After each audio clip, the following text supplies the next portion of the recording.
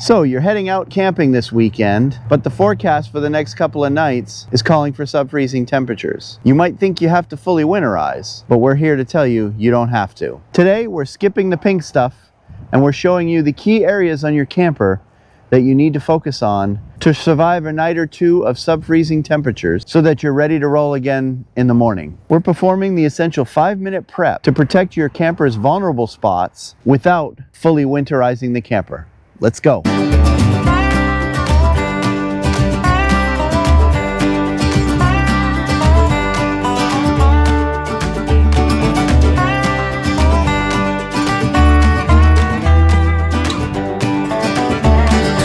Well, unfortunately, the audio at the very beginning of this video went kind of screwy. I don't know what happened. Something happened with my mic and it didn't work very well. But what you're seeing here is me explaining a situation where we're facing sub-freezing temperatures for the first couple of nights of the fall season, and I want to prepare the camper for these cold temperatures, but I'm not ready to winterize it yet because I do still plan on using the camper 1 or 2 more times before the real cold sets in. I live in North Carolina, so a full winterization doesn't necessarily need to happen like it does up north. Up north, here we are in late November. If you're up north, by the time we get to November, you've winterized your camper, you've put it away, and you're not going to take it out until probably March at the very earliest, or April. But down here in North Carolina, we only get a couple of months where the temperatures drop below freezing. And even when they do, they only drop below freezing for a few hours every night. And that's kind of what we're facing here. This particular situation is we've got 2 nights in the forecast where the temperature is going to drop into the 20s, probably the low 20s. And at some spots, it's going to be in the high teens. But I live a little bit south of Raleigh, so we're not expected to get teens over the next couple of nights. So what I'm explaining here is we're going to go ahead and prepare the camper for these sub-freezing temperatures, but at the same time, we're not going to fully winterize with the antifreeze solution. So I'm going to go around the camper and explain exactly what I'm going to do to protect the camper from freezing temperatures. And what I'm explaining here is my underbelly is heated as long as I keep the heat on in the camper. So I don't have to worry about anything up inside the underbelly or inside the camper, but I do have to worry about some of the exposed pipes. So the audio is going to come back here shortly, and I'll let myself pick it up where I'm leaving it off right now. I am concerned with these guys right here. This is the low point drain. This is the lowest point in the system. And as you can see, there are a little bit of piping there that is exposed to the elements there. So any water that's sitting in the red or blue part of those pipes could potentially freeze and could be a problem. The other thing is these drain pipes as well are going to be also exposed, and there's probably water inside those. There's a few things you could do. You could cover this underbelly if you have a skirt for it. They're quite expensive. Here in North Carolina, I can't justify the price just yet to buy such a thing. All I'm going to do today is just make sure that these pipes are empty. Now, normally I wouldn't be opening my waste drains, but before I parked this camper, I did in fact empty the tanks. So these tanks are completely empty. What I'm going to do first and foremost is I'm going to go ahead and open these valves. Now water will come out of here. Water will come out of here because there is water in the pipes inside the camper. And that water is just basically going to drain out.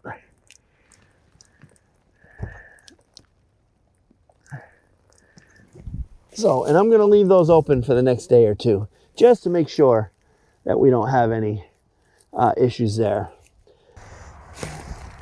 All right, and another spot on this camper where I've got to make sure there's no water is the fresh tank. There is a drain valve for the fresh tank. I believe it's on this side. And It is, yep, right there. So I'm going to go ahead and open that valve. And that is the freshwater tank. So there should be nothing but clean water coming out of this tank, no matter what. And there we go. There's nothing there. So we're going to leave that open for a bit. Let that thoroughly drain out.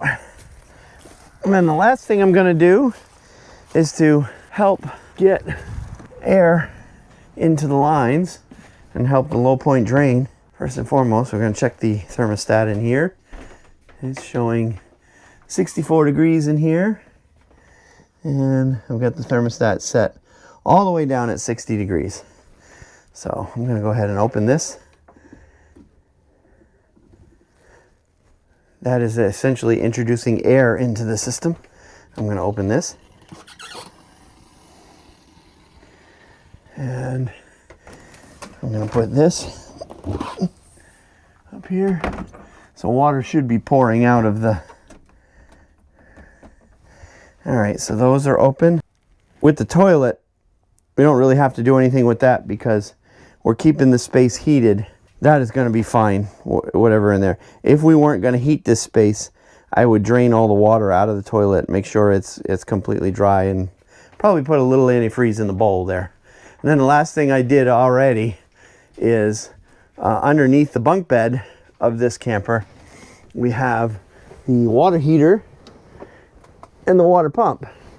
So to encourage heat to get in there, I went ahead and opened up the cavity so that the warm air from inside the camper can get in there and prevent the hot water heater and the pipes that are in there from freezing. So we're going to leave that as it is. But yeah, the camper did come back a couple days ago from a rental, and I haven't yet cleaned it because I don't have a rental going out anytime soon.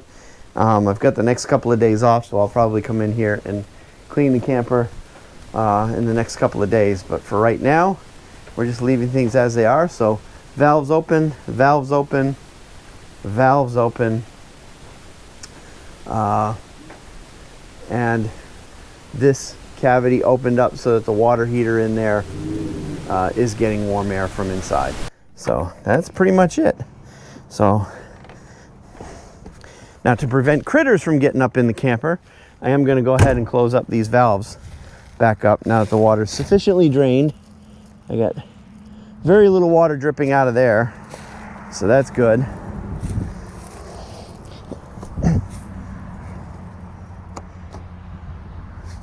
So we're going to go ahead and close that drain back up. There we go.